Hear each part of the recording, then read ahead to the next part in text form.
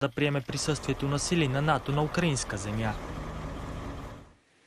И още от света Гърция въведе нови изисквания за отдаване на имоти под наем, за новите правила и засягат ли те туристите, които търсят квартира, разказва Светлана Склирис.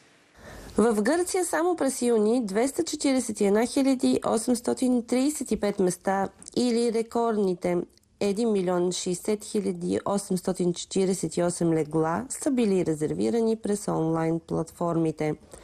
Една от причините е по-изгодните цени. Пристигнахме днес в Атина и да, вместо хотел резервирахме малък апартамент в вила. Гръцката държава вече забрани издаването на нови разрешителни в някои централни квартали на Атина, като част от мерките за справяне с жилищната криза.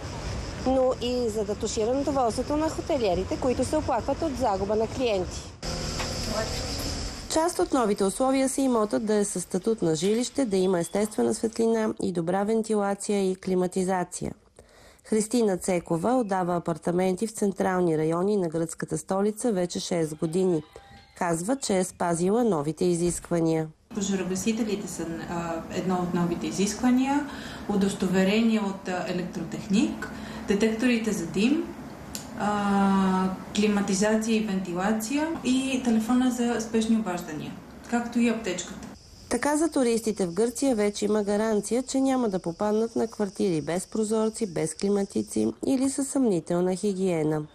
За BTV новините, Светлана Склирис. Отново нас